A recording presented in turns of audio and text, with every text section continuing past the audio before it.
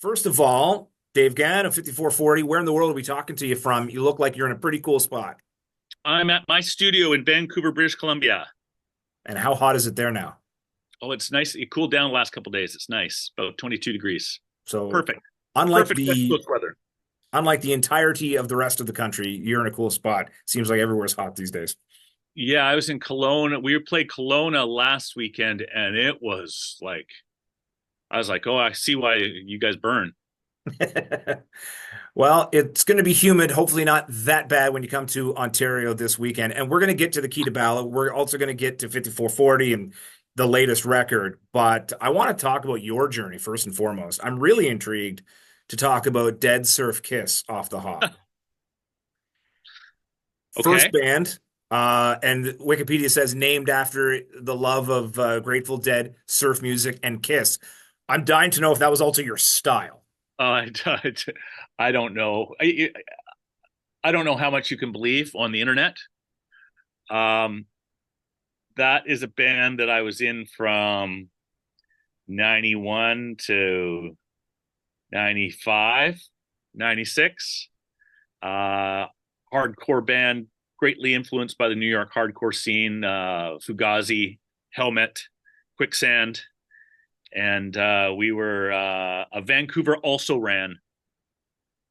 I don't think we ever got farther east than Chilliwack, but we were very popular in the bars in Vancouver in the early '90s. You know,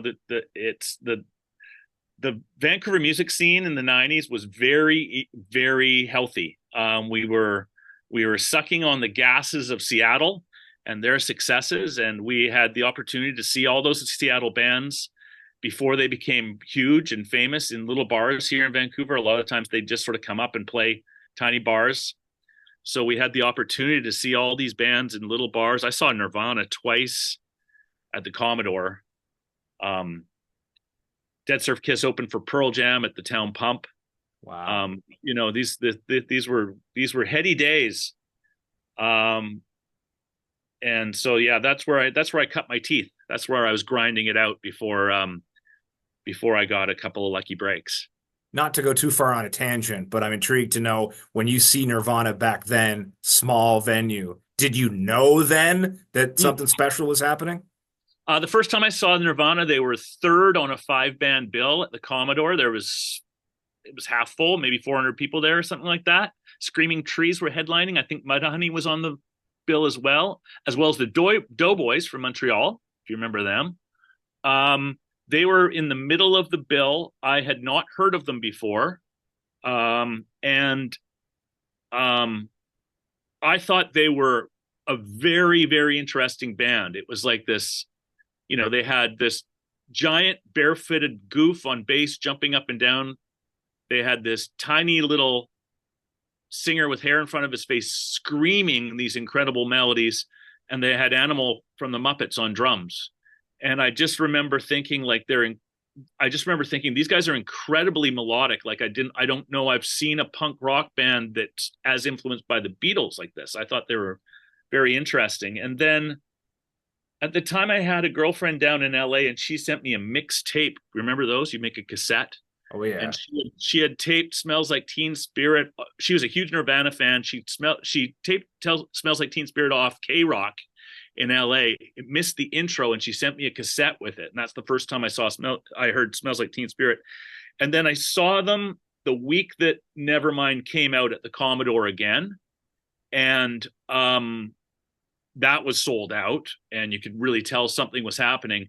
And I remember it distinctly because they got about 5 songs into the set, they started playing "Smells Like Teen Spirit," and they stopped after about 15 seconds and said, "I hate this song.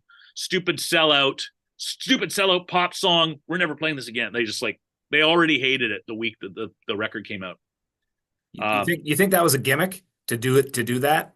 it was the times. It was the times. Um, Punk rock hates corporate rock. So it was embarrassing. Success was embarrassing. It meant you'd sold out. Now, of course, this is a term that kids these days selling out is a good thing. Mm. Um, back in the early 90s, it was considered it was considered uncool, whatever that means. So my takeaway from all this is Dave Genn discovered Nirvana, and you can Yeah, take a little bit of credit for it. I can take no credit for discovering Nirvana. That was not me. I saw them early when I didn't know who they were, and I thought they were good. That's all I can say. Well, back to you. For those that don't know, you had a stint with the Matthew Good Band and preceding 5440. So talk about that journey and the transition from one to the other, and how cool is it to be in very exclusive company? Not many people can say that they were a big part of two well-known Canadian bands. You know, the music business, is it's not enough to be good. You've got to be lucky. You got to be in the right place at the right time.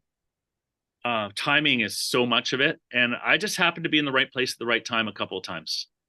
In the case of the Matthew Good Band, I was playing with a guy named Art Bergman in the early 90s, and he shared a manager with Matthew Good. And the manager came to me one day and he said, "You should, I'm sending this kid into the studio. I was wondering if you could go in and play keyboards on his record. I can't pay you." And I said yes, because I say yes to everything. It's the only way to catch a break.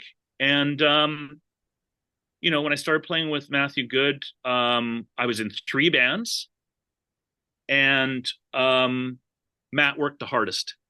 He wrote the most songs. He wanted it the most. And I was lucky to take that ride with him from 95 to 2001. And then when that band was over, I felt like, I was in my early 30s, and I felt like I wanted to get off the road. I wanted to concentrate on studio and songwriting, production. And then I got a call from 5440, and I just happened to be at Liberty. They needed somebody to fill in for Phil Comparelli. And 5440 had been one of my favorite bands since I was in high school, very much a soundtrack to my high school years.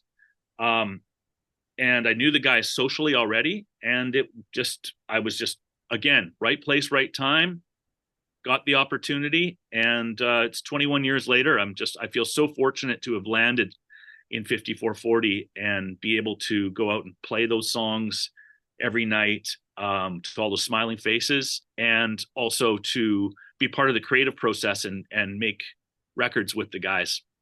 This is a question that comes from somebody with very little musical talent, hence why I'm in radio. I like to play make believe. I love music with zero talent. Is music just music? How much of a transitionary process was it? Like how much of an adjustment period is it from going from the Matthew Good Band style to 5440? Or is there an adjustment? Or is it more of an adjustment that you admire these guys and now you're in the band with them? Music is music, right? My job is to serve a song. Neil or Matt or Art or whoever, writes a song or gets a song started, and it's my job to serve it.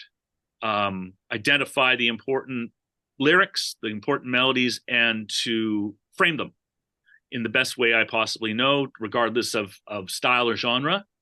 The adjustment comes in the people, the personalities, getting in the van for 12 straight hours, getting along with people, getting along with multiple people when you are exhausted and you are hungover and you are missing homesick. That's the adjustment, is the personalities. It's like there's 90 minutes of fun every night when you get up on stage and play.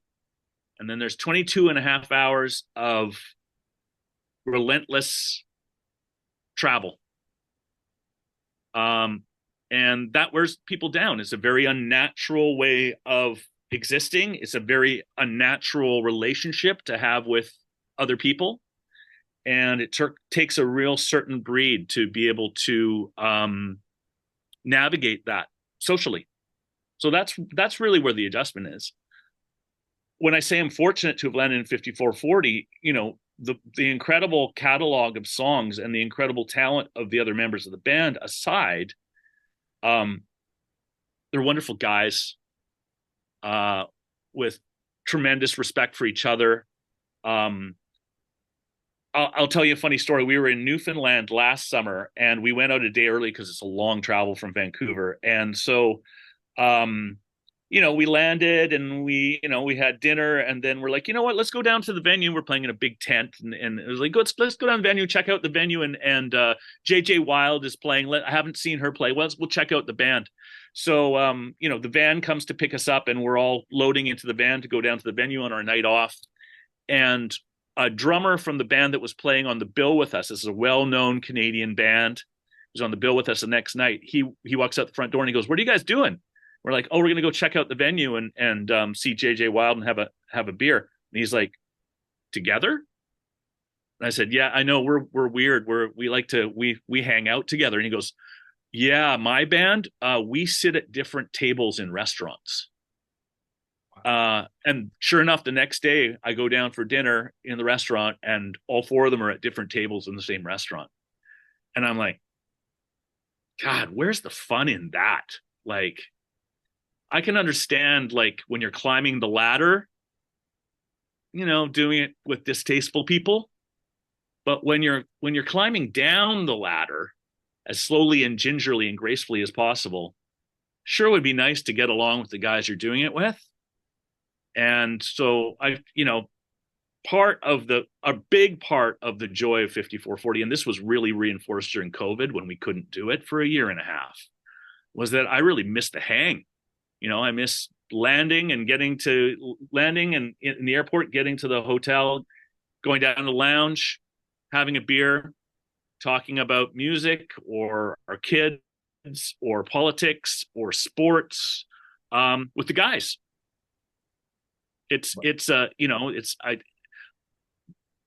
The rock band is a very archaic construct now. There's very few of them. And you can count on one hand how many good ones have appeared in the last 20 years. And I recognize that, we're a unicorn in that the band is still going. The band, has a lot of original members. It's been going since 1980. I'm the new guy. I've been there for 21 years. It's a real unicorn, 5440, in a lot of ways. But the main reason that it's an anomaly is that we all genuinely like each other. Well, you guys made the most of that pandemic time with the unique way you recorded the latest record, West Coast Band, and you did what a lot of musicians had to do, and that was record separately. We've heard a lot about the challenges to that. Can you talk about maybe some of the positives and unique things that made that cool when you had to record parts of a record apart and send files back and forth? Yeah, one of the things about being in a band like 5440 that's been together since pre-flood, is because of the limitations of the fact that we're the same four guys for decades. We purposely force ourselves to change our systems and methods of making records. We approach the creative process differently every time in order to keep it fresh. We work with different producers. Sometimes we self-produce, but we also work with different producers, different mixers. We try and bring different additional musicians in just to give it a different flavor and keep it fresh. And West Coast Band is no exception. We were forced, because of COVID, to make a record remotely. I have my own studio. Neil also has his own studio, so it wasn't terribly difficult for us to do. But we were basically sending files back and forth for quite a while when we couldn't. And we don't all live in the same city. I'm in Vancouver. The other three guys are all on different Gulf islands. So, we can't, it's difficult for us to be in the same room if we're not on the road as it is. I don't know if it's a better or worse way of writing. I mean, I like the idea of getting in a room with guys and amps and rocking and having a beer, but that wasn't possible under that circumstance. So we made the best of it, and we're really proud of the record. I mean, I think it's such a weird record, in that lyrically it's devoid of any figurative speech. There's no metaphor. There's no analogy. It's just literal stories about being in this band. And, every title is an inside joke from the vernacular and the language of our road language. There's road stories. There's a song about every member of the band including the manager. It's funny because for a long time nobody had heard the record except for us and our manager, and then we had some of our friends in, some girls, to come in and sing backing vocals. And so they came in here and we sat them on the couch and we played them the first song. And as we were playing it, I noticed that they were laughing after every line. And I looked at Neil and I said, maybe it's a comedy record. Maybe we had a comedy record. I mean, we think it's funny, but I didn't know whether other people would find the humor in it. And sure enough, people are finding humor in it. Neil likes to say, like, hip hop artists are always like writing about themselves and talking about how great they are. This is our hip hop record.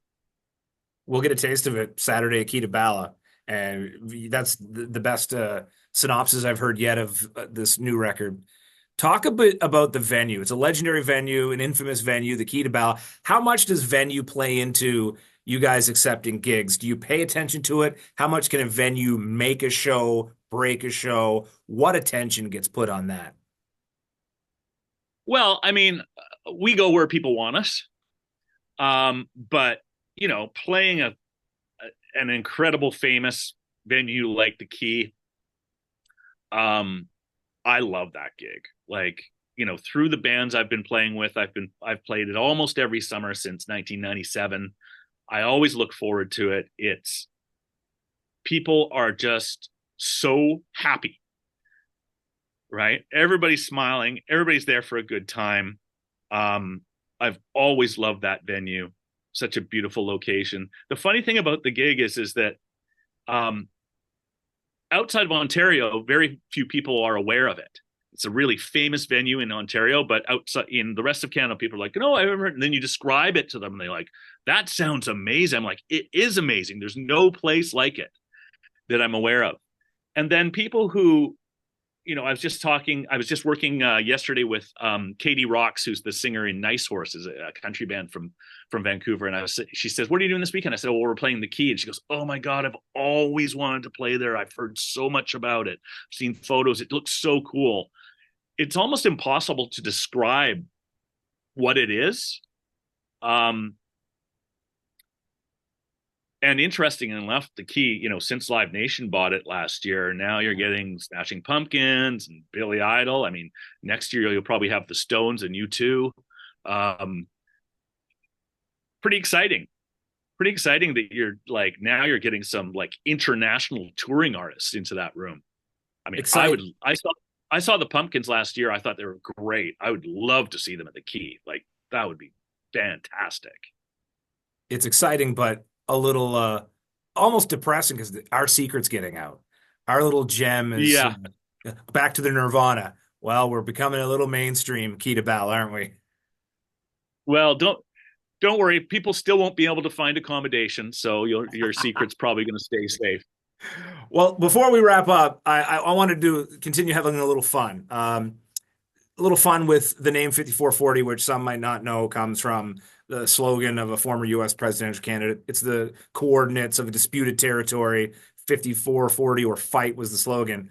Have you ever thought of updating the name for more current times, changing the name to something like 4547 for Trump's craziness, or 2012-24 to mark when we all think the world went crazy back in 2012? Anything like that?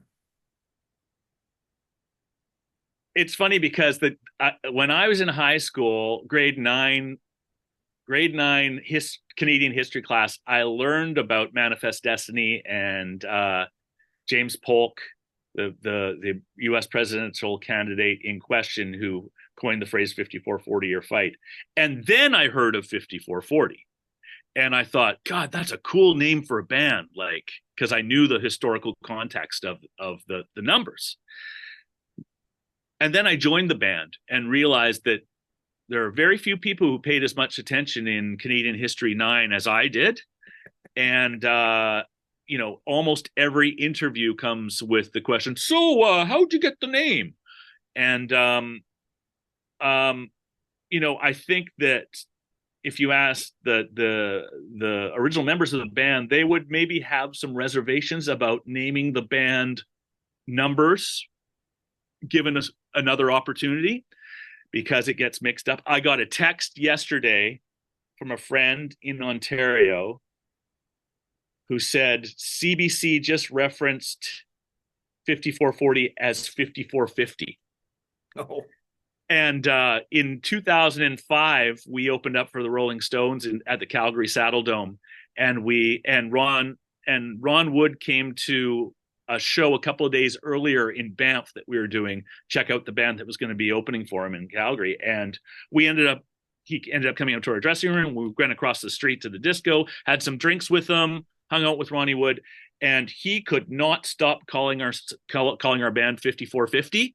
So I just said to my friend, well, if CBC calls us 5450, they're in good company, because that's what Ron Wood calls us to. Maybe you can do a Garth Brooks, Chris Gaines alternative. Well, we would go country because he went alternative. Yeah, that was a good idea. That really worked out for him. So I think maybe we might follow in his footsteps. That's a good idea. 5450, the actual hip hop record. Just some spitballing ideas. It'd be 5450 though. Of course. Well, where was my head on that one? We look very much forward to seeing you Saturday. Key to Bala, Dave Genn, 5440. Thanks so much for taking the time to talk to us.